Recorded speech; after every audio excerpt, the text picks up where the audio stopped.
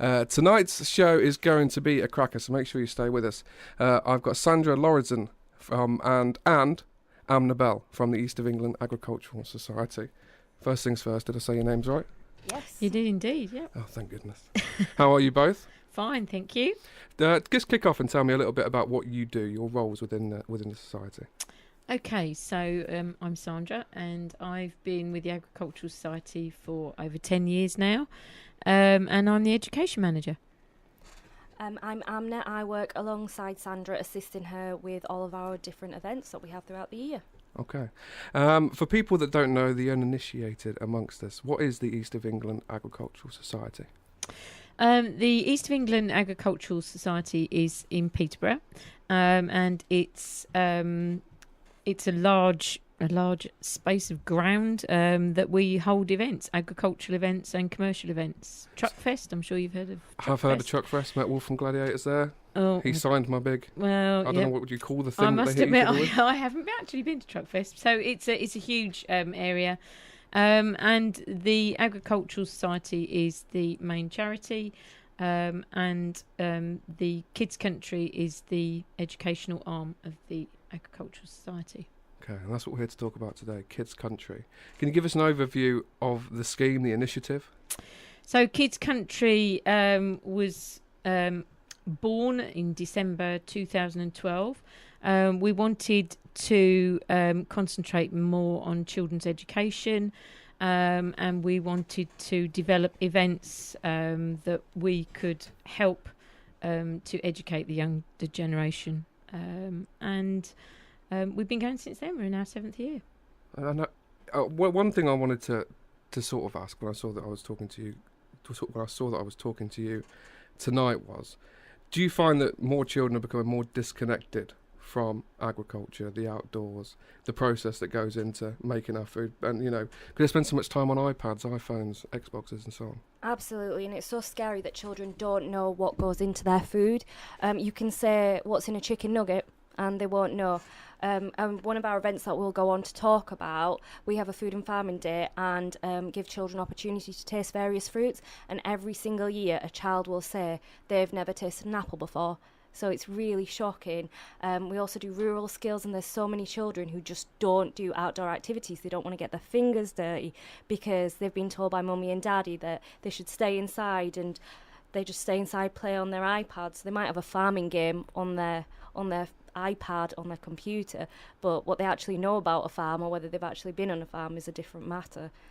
Okay, so the event's been going since 2012. Yeah. So how has it changed since then? Well, we don't do one event. We do a variety of events. We try to link in with the national curriculum, but like Amna said, we try and make them really interactive. We're really passionate about making sure that children are being educated, but in a stimulating environment. So it's not a case of sitting at a desk, sitting at a chair.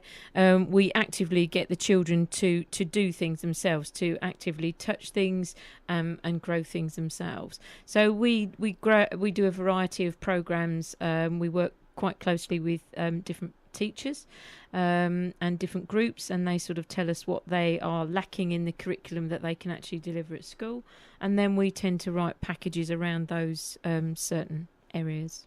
And what do you think the impact is on a child that comes to one of your courses and sessions and gets a bit of hands-on experience, as opposed to being told about it in the classroom?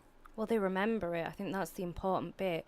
They remember what they've done, the activities they've done, and they remember why they've done it. So it's not just telling them what a free-range egg is. They get to see a chicken and meet a farmer and really understand what it is, and then they're going to remember it when they're shopping and they're in Morrison's or Tesco's or wherever they do the weekly shop. They're going to see an egg and say, oh, hold on, Mum, Dad, I know where this egg has come from. I know why it's got that lion stamp on. They will remember. So yeah, and the teachers themselves say it's so great to get the children out of the classroom, because some of the stuff we cover they just can't cover themselves in an inner city classroom. And we're looking at this through the prism of Huntingdonshire, and I guess we're a bit disconnected around here because we live in quite a rural place, and farming, agriculture is quite accessible to, I think, children growing up here.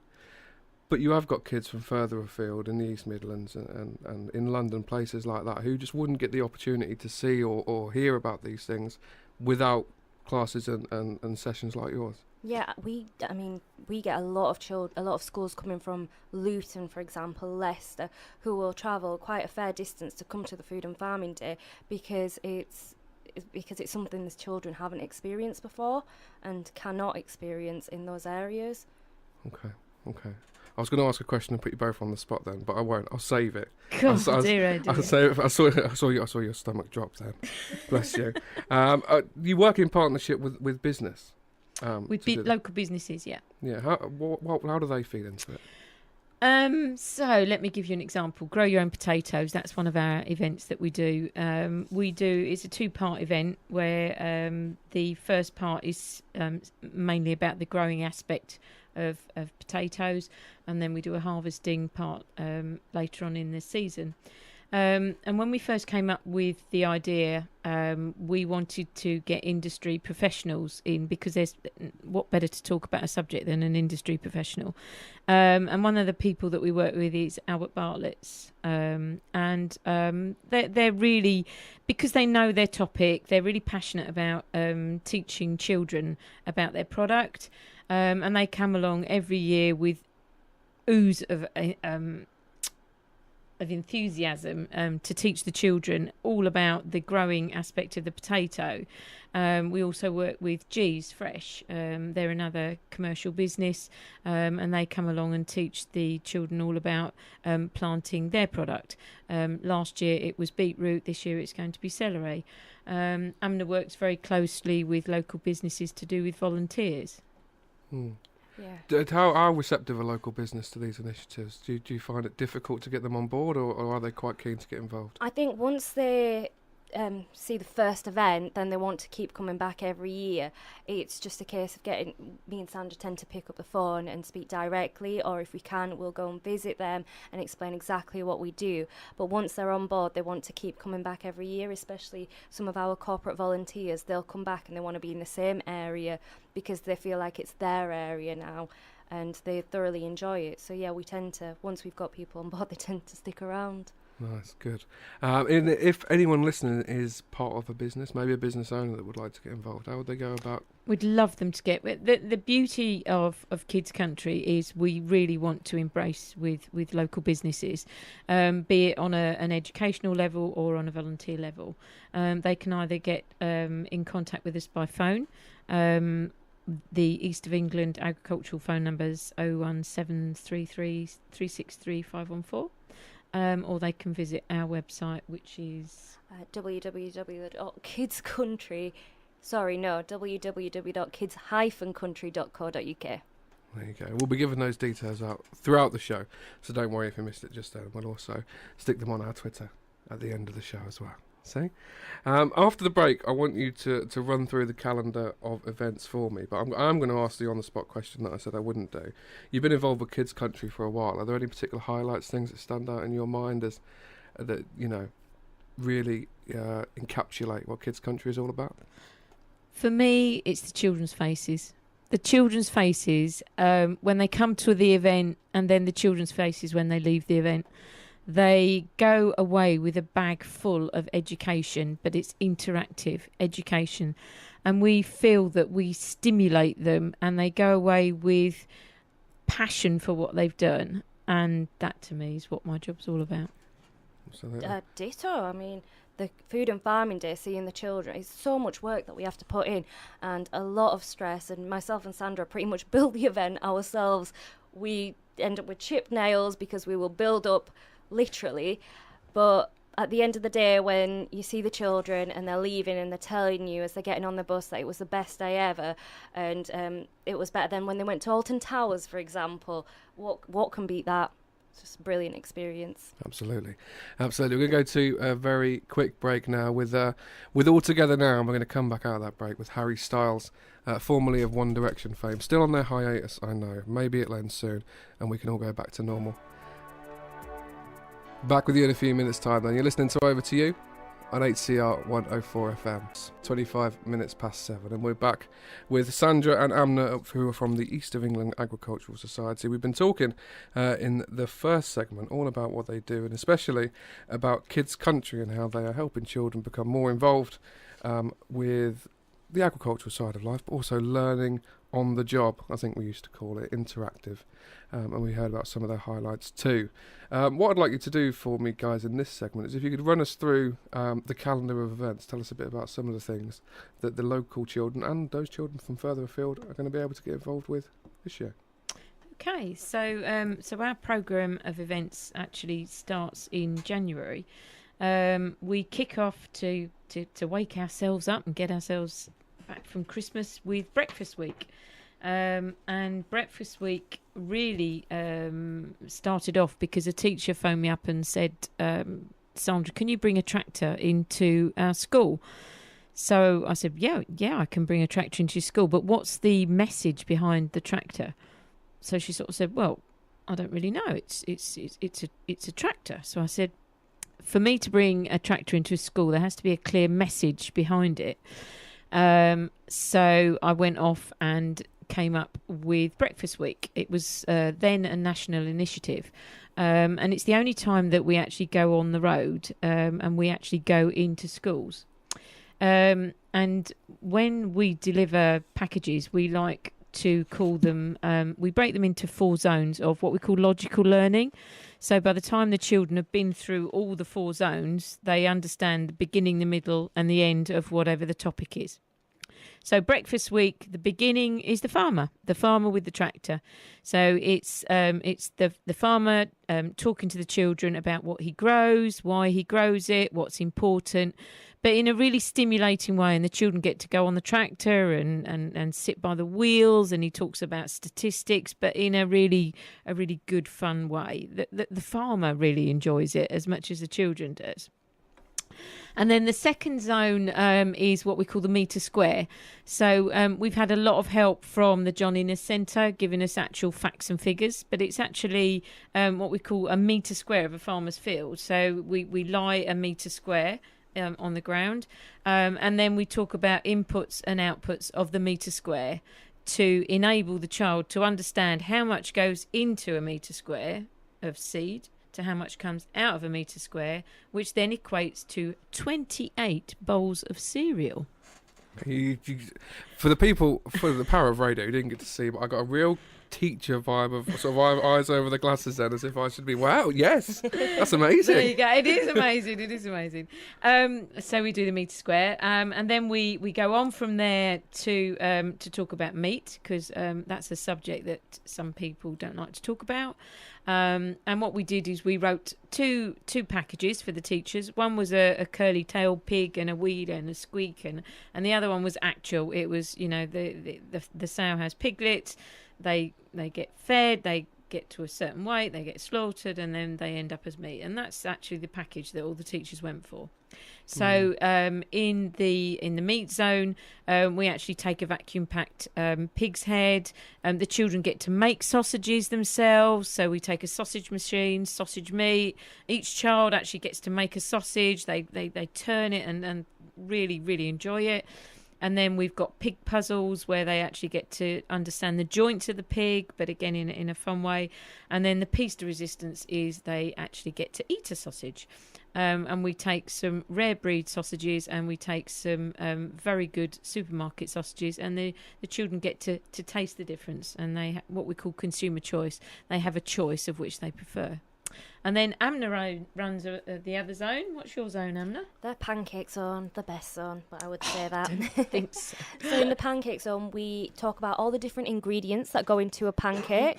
So we'll discuss the egg and where that comes from, the flour, the milk. We don't include sugar because obviously trying to be healthy. And then the children get to go to their own little stations, and that's where they measure the ingredients. So we make the children do it. So if we say 100 grams of flour, they need to then work that out and work together as a group. So there's a lot of maths involved. They will then make their batter and go off, and we'll put it on the griddle for them, and they'll get to taste their pancakes. We do let them put a little bit of jam on top. So yeah, it's a really fun zone, and they get a lovely little pancake that they've made themselves to taste. and then can go off home and make their own pancakes. We always give them the recipe as well to take away with them. Sounds amazing. So that's just breakfast week. Yeah, that's just a breakfast. I mean, when I was in school, That's right. Well, all it was, fruit salad. You made that on your first week. Then you made bread, and then you made Swiss roll. And Alex Farrow, who was in my class at school, set the microwave on fire when he did that. They wouldn't have let us anywhere near these kinds of things. But yeah, great stage, and each stage had its own learning. yeah, and it's really lovely because the children learn, but actually sometimes the teachers do, because with the metre square, one of our local farmers goes and digs up some sugar beet, because we talk also about crop rotation. So we actually show the different crops, and it's amazing. Out of all the schools we've been to, only 2 teachers know what sugar beet looks like. So. And you trick the children, don't you? Because they're all kinesthetic learners, really. They all learn by doing. And like you touched upon, Anna, that they're not necessarily doing maths, but they are doing maths, and you sort of trick them into doing it, and that's where the learning happens. Absolutely. Tell me about some of the other events. Okay, so from breakfast week we move on to grow your own potatoes, which we talked about slightly earlier. This is split into two parts. So part 1 is in March, and the second part is in June. The first part is what we call planting. So the children actually get what we call dirt under their fingernails. They physically get hold of soil, which we get sponsored, and they put soil in their pots, and then they plant their own potato. And this is where Albert Bartlett's come along, and they tell the children about the chitting of the potato and how to look after the potato when they take it back to school. Every single child gets to take their own potato back to school and look after it. And then at harvesting, they bring it back and they harvest it. So that's the beauty of that. We also have G's Fresh, them talking about celery, because we try to get children to grow lots of different vegetables, just so that they can experience it, really, so that they can understand. Like last year we did beetroot, and it's amazing how many children didn't like beetroot, but then when you put it into a food, they'll eat it. So it's camouflaging food. Tricking them. Well, there's a theme to today's show, isn't it? And then we have Annie Blair, who's a local reenactor. She's absolutely brilliant, and she comes along and does the history of the potatoes and talks about gangs and how they used to work in the olden days out in the field, which was back-breaking work. She gets really interactive with them. And then we do the metre square of the potato field, which equates to 180 bags of crisps. Wow. Don't worry, I've got the cue down there. So that's grow your own potatoes planting. And then also in March is Cubs and Beavers. Yeah, so the Cubs and Beavers event is for local Cubs and Beavers groups to come and try and get activity badges. So each year we have a different theme. In the past we've had working with wood, all about birds. This year had an outdoorsy nature theme. So we had Monarch Farm come and bring goats. And the children got to understand the product that you get from a goat, why they're important on our farms. And they got to taste goat's cheese and goat's milk, which tastes like normal milk. So we all learned something new there. PECT came, so that's Peterborough Environmental City Trust. They did den building. We had British Dragonfly Society teaching the children about dragonflies and why they're so important. And we also had Neem Park teach the children about native trees and make some clay leaf prints, so the children got something to take home. So it's a really nice event. We're not sure what theme we're going to have next year, but I'm sure it'll be brilliant. It's just a really fun event for local groups to attend. You got lots to choose from with Beavers, haven't you? There's so many badges they can go with. And the beauty of our job is that we can just talk to the Cubs and Scout leaders and just say, are there any areas that you're lacking? And like Amna said, she just wrote a package around what they were lacking. So. And it's so much fun to put together as well. And we get to meet really exciting people. Who are all volunteers as well. All volunteers. From that perspective. We are so lucky to have the volunteer base that we do, in terms of volunteers that actually help at the events, but also companies that give up, like Albert Bartlett's, give up their staff, 5 or 6 staff for the whole day to come and educate children. But the children are our future. So if we can't educate our future, then there's no hope. Absolutely. Amen to that. One of the things that's caught my eye on here is Happy Chicks Day. Oh, that's so much fun. That's so much fun. So, the Happy Chick Day is all about chicks, strangely enough. And again, we have four zones. We work with Madeline from the Happy Chick Company, and she's just the most wonderful lady. She's so passionate about what she does. She's got a really great team of people, and she brings some day-old hatchlings, and the children get to see some of the chickens actually hatch, and then they actually get to sit on the floor and touch the chicks and see how much they weigh, which is tiny. And then another zone is all about the egg, and all about the inside of the egg and how they hatch and their little beak nose and stuff like that. We have another zone which is with Sacrawell, which we work with. They bring alternative hatching, so the children can see quails, ducks, geese, and last year we had a duck pond, which was quite exciting for the children. So we work with different partners, and we actually last year for the first time had a chicken farmer come and talk to the children about his day.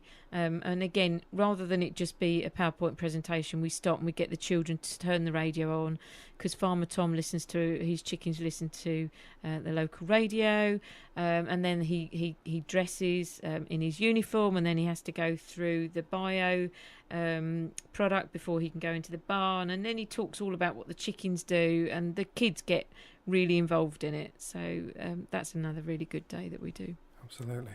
Rapidly approaching our next break time, so we're going to leave it there. We're only in May, ladies and gentlemen, of what's happening this year. We'll fill in the rest of the gaps for this year when we come back. And to take us into the break, a request here from Sandra, who said to me, play a bit of George Ezra. Let's kick off with finishing off the 2019 programme, if we can. Amnon, I'm coming to you. Yes, our next event is the Bee Observatory visits. They run from May to July. It's a really short morning. It's only 1.5 hours, where we work in partnership with the Central England Cooperative and Peterborough and District Beekeepers Association. That's a mouthful.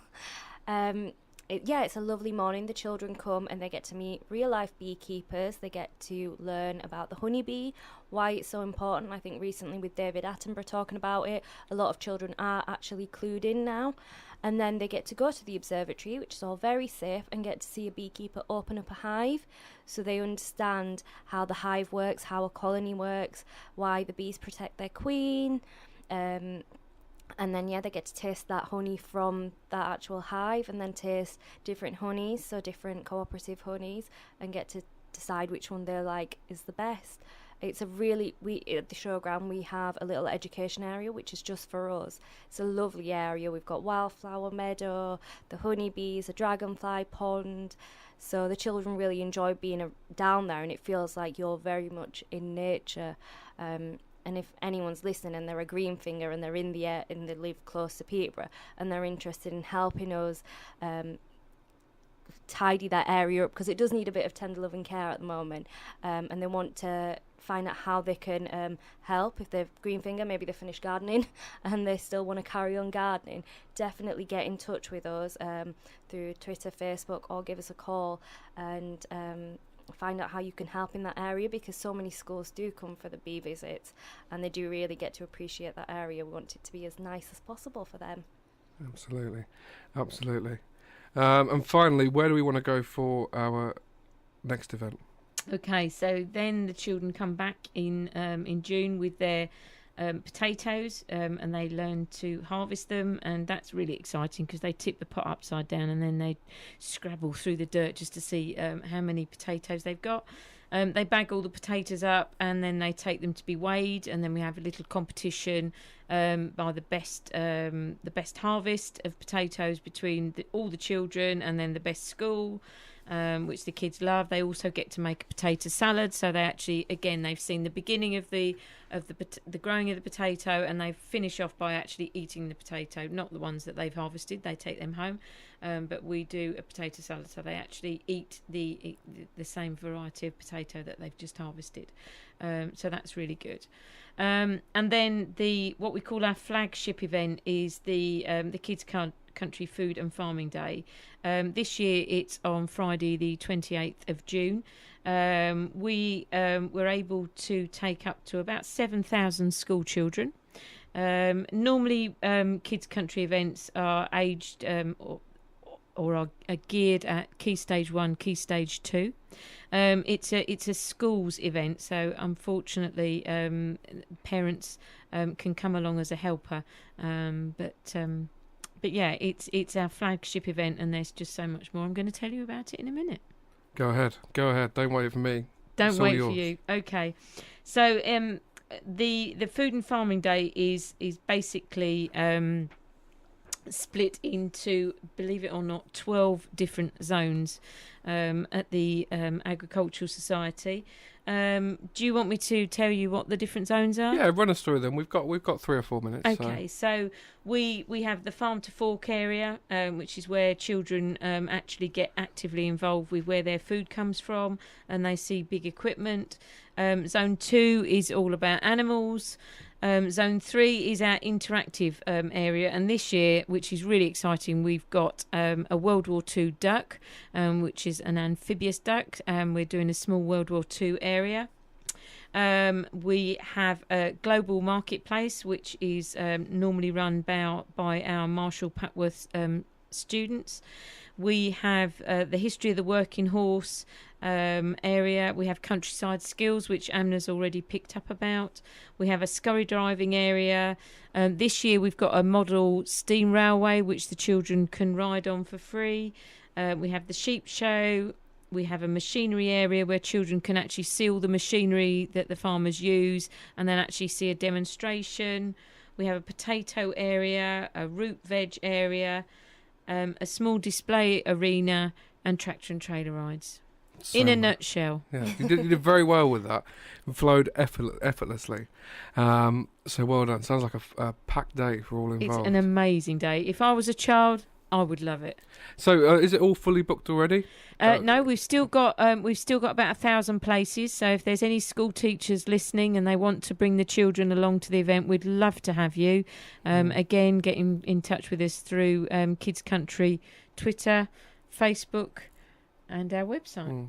And also, if you're a parent listening, you could lobby your school to get involved. Please do lobby your school. And Sandra's quite humble, so she might not brag, but she's done a really good job of making sure this event ties in with the curriculum. So every single exhibitor that comes, it's related to food, farming and the countryside, but it also links back to the curriculum. So maths, science, PE, PHSE, citizenship, geography, history, it's all in there.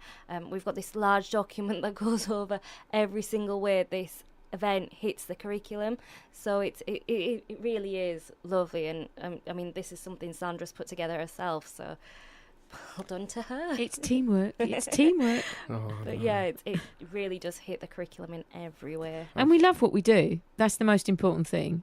I think it's very clear. I think anyone listening to this tonight to put the event together, we do it because we love it. We absolutely love what we do, and it's quite humbling to be able to go out and talk to all these exhibitors that come for free, just to educate the children and to give the children the best experience possible. Absolutely. About 30 seconds left, but I'll ask you this question. You've been doing this for a little while now. In your mind, I'm sure you'll have made up a wish list of things that you'd like for future years and future events. What are some of your hopes and dreams for future years? If I could just have 2 wishes, my first wish would be a headline sponsor, and this would enable us to give more to the children. And my second wish would be to have a coach company run a shuttle bus around Peterborough, getting all the Peterborough schools to enable the children to attend the event. There you go. If anyone listening can sort those out, That would be amazing. We're running out of time, unfortunately, so it leaves it to me now to say thank you very much to Sandra and Amna for coming in, telling us all about everything that's going on with Kids Country and all of the events that are happening across the year. I guess it's back to the grindstone for you two now, and make sure that preparation is going underway for everything that's going to come for this year. And you do get a little break, I think, looking at the schedule in the winter. Well, you don't really, do you? Not really. No. About 10 days. 10 days at the start of January, if you're lucky. Thank you very much. Thank you for having us. And if you want to find out a bit more, you can have a look at the Twitter at Kids Country UK or the website www.kids-country.co.uk. Or give us a call. Or give us a call. Do you want to do the number? 01733 363 514. Perfect. Thank you very much. Soul and Motown up next with Jamie Stocker. And I'll finish the show this way. Billy Ocean, Red Light Spells Danger.